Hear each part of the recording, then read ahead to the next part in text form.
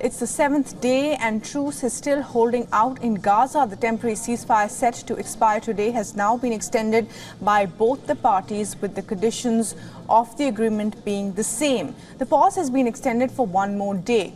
The announcement came hours after the U.S. Secretary of State Antony Blinken arrived in Israel on Wednesday night. Israel has received the list of hostages that would be freed today. Hamas is set to release 10 Israeli hostages.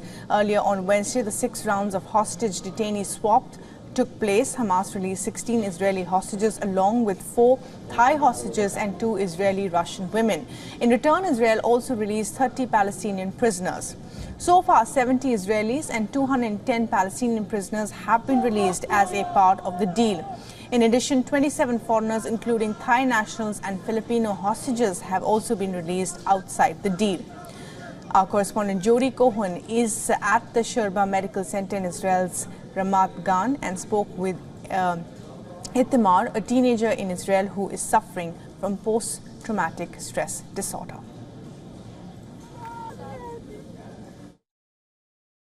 And what have you seen in terms of the rockets, and how do you feel now with this the ceasefire? Do you want it to continue?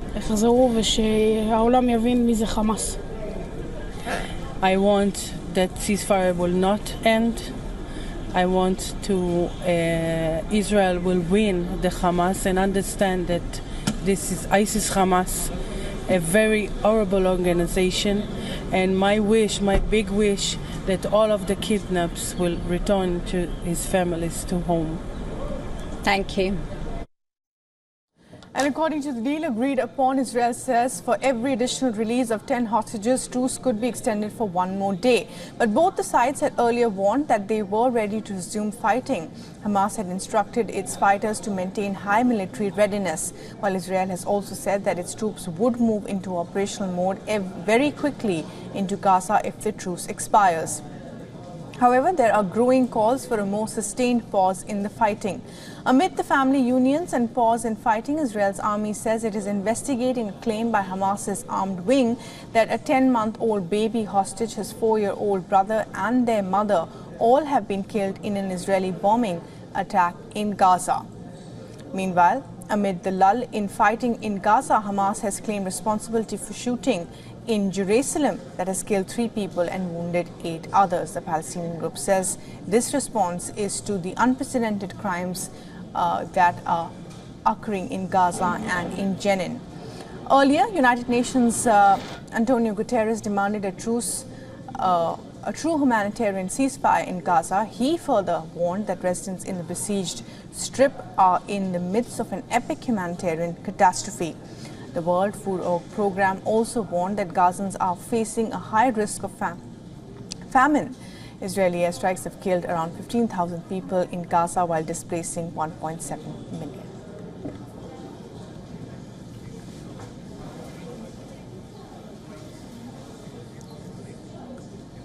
And for the very latest developments in what's happening with the truce and the hostage deal, my colleague Jody Cohen has sent us this report.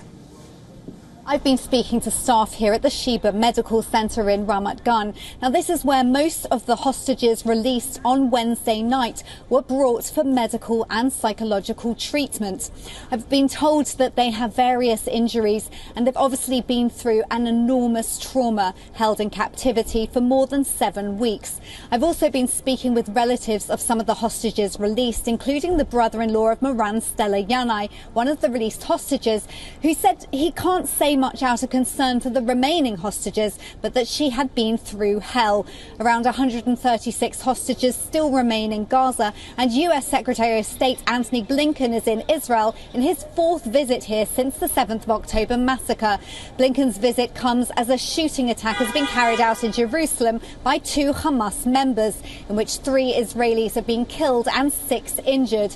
They're being treated at a Jerusalem hospital, and it remains to be seen if this latest attack would jeopardize talks over a further extension to the pause in fighting. This is Jody Cohen for WION World as One.